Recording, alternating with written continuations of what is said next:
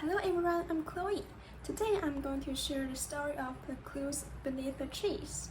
Okay, let's start it. It was a sunny day and Animal University was bustling because of the school fair. However, under the peaceful scene, something mysterious was unfolding. Lina, a rabid freshman from the English department, noticed it first. Walking through the vendors, she arrived at the building where she was going to have a class.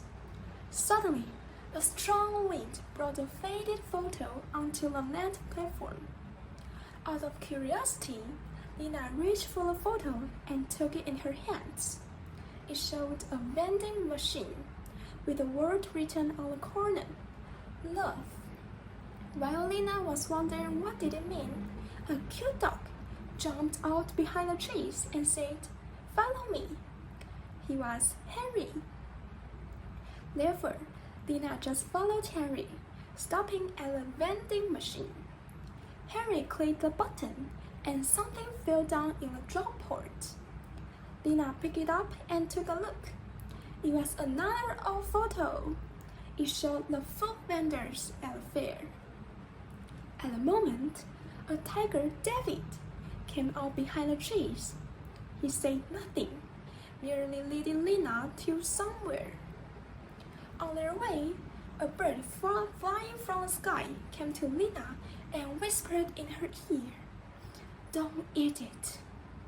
Before she could react, the bird flew away in haste. He was a prophet, Toby.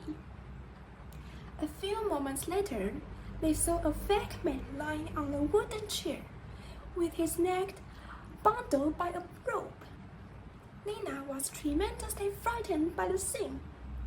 It must be a hint, Lina thought.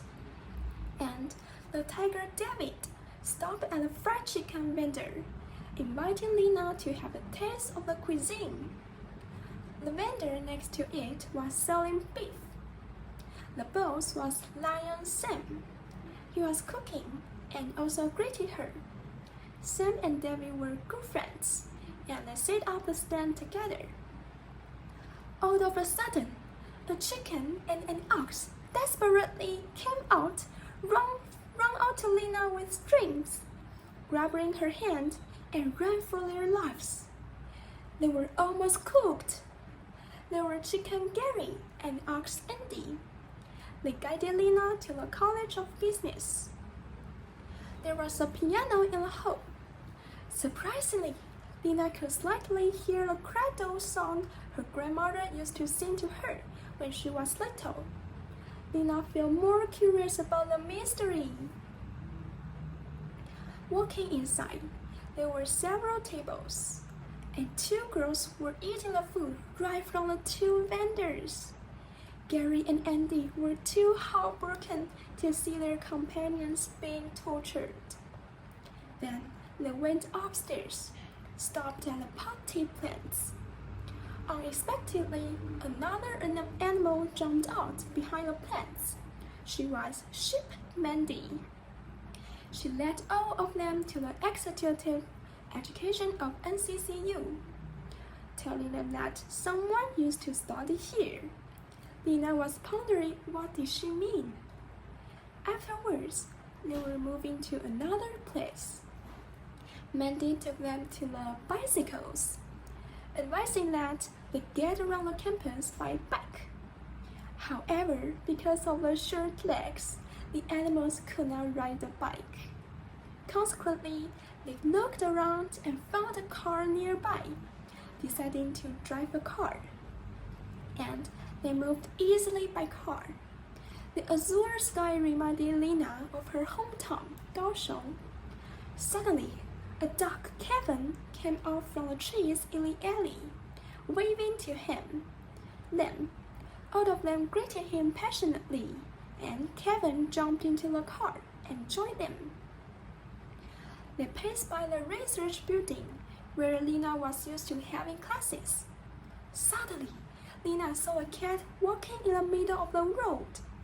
Thanks to the safety mirror, or the cat would be hurt. There was a close one.